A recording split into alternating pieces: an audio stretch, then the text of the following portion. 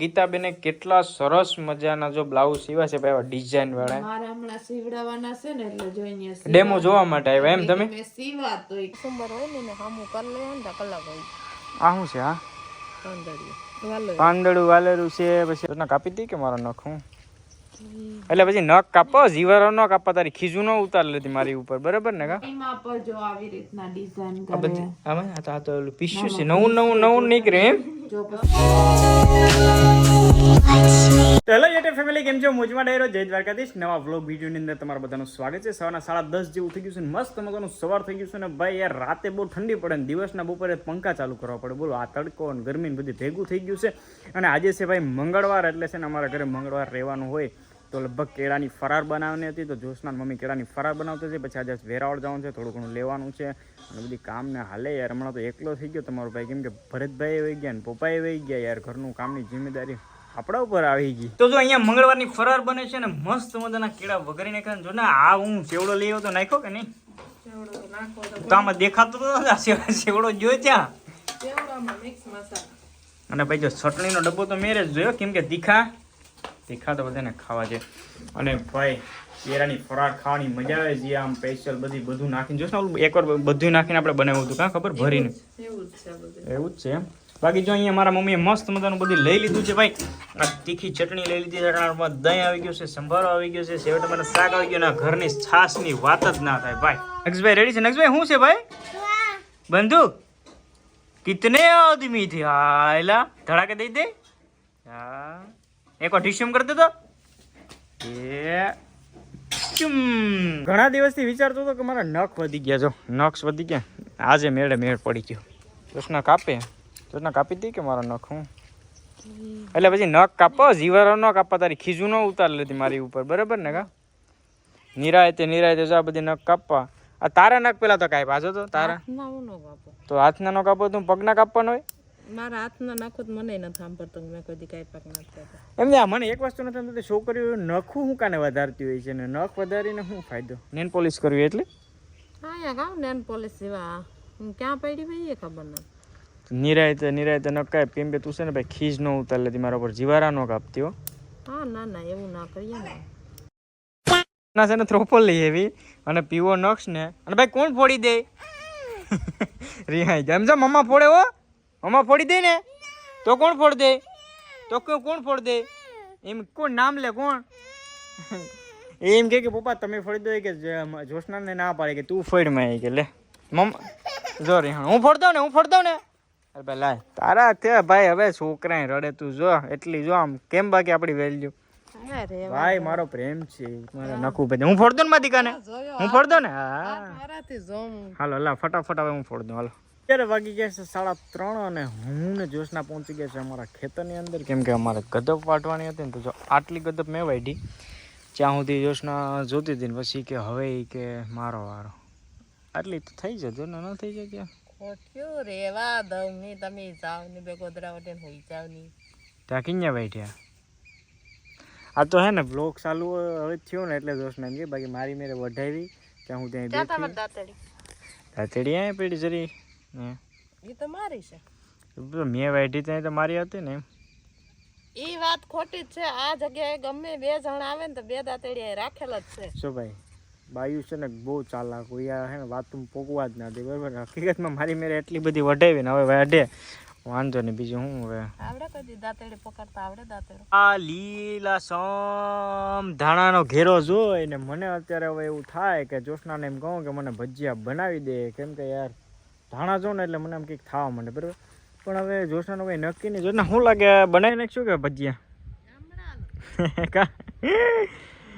જોશના કે મેં તમને કે કામ કરવાનું કીધું તો ઊભા થઈને વહી જાય થોડીક વાઢી નહીં કે મેં કીધું કાંઈ વાંધો નહીં. હાલો ભાઈ નક્ષભાઈ હું તો કદાચ ઉઠી ગયો હશે અને આજે તો નહીં ભાઈ કાલે કંઈક કરશું, કેમ કે હવે ધાણા પછી આ ઘરડા થઈ જાય ને કોઈને હાથમાં ના આવે એના કરતાં કંઈક સારું બનાવીને ખાઈ લેવાય બરાબર ને. નક્ષભાઈ ઉઠીને ઈસેકવા મળી નવું જાવ દઉં.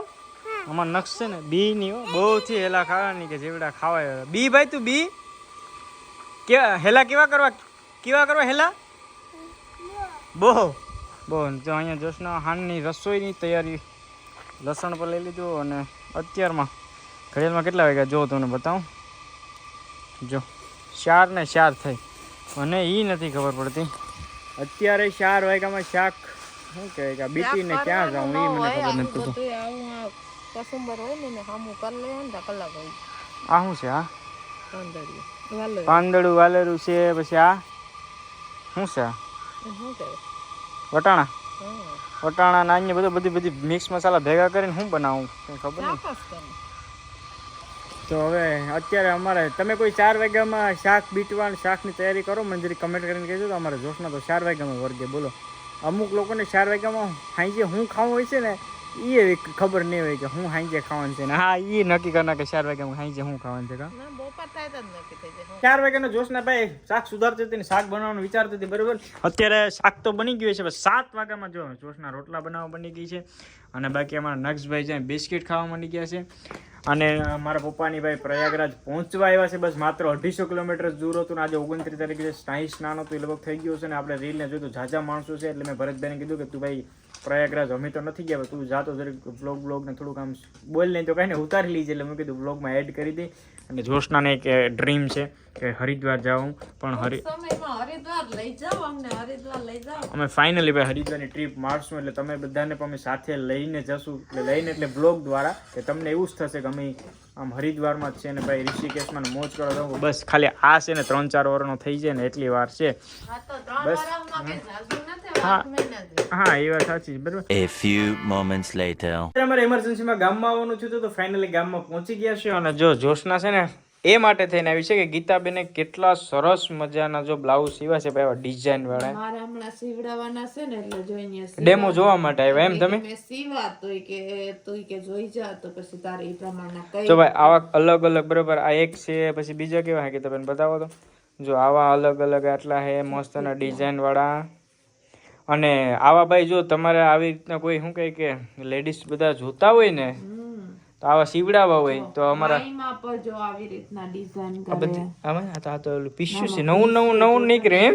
જો પછી આમાં આવી ડિઝાઇન છે આમાં આવી છે પછી આમાં અહીંયા જો આ ઉપર બટન વાળા છે પછી હજી છે જો આમાં જો આવી રીતના ડિઝાઇન કરી છે.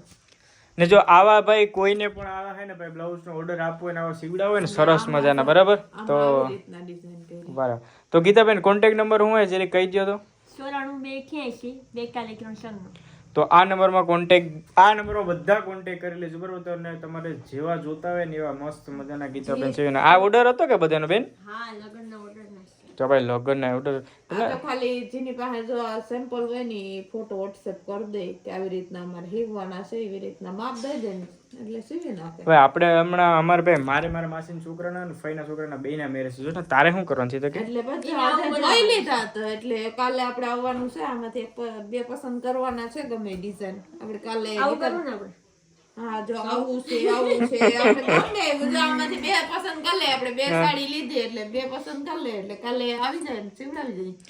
ભાઈ તો આટલી બધી વેરાયટી છે બરાબર. આમ તો કન્ફ્યુઝ થઈ જાય ભાઈ. અમારે તો કેવું હું 4 લઈ આવે ને પહેરી લેવાનું કાજુ ને અમારે તો મજા. તમારા કરતા અમારે જો કેટલી ડિઝાઇન આવે. તમારે તો એક આ પેન્ટ ને શર્ટ આ કલર ખાલી બદલે બાકી હાલો તો જો ગીતાબેનનો કોન્ટેક્ટ કરી લીધો. ગીતાબેનને મોબાઈલ નંબર આપી દીધા છે અને જોશના તારે જે કરવું હોય ને કન્ફર્મ કરી લે કહી દે. રેડી? હા કન્ફર્મ જ કરવાનું છે.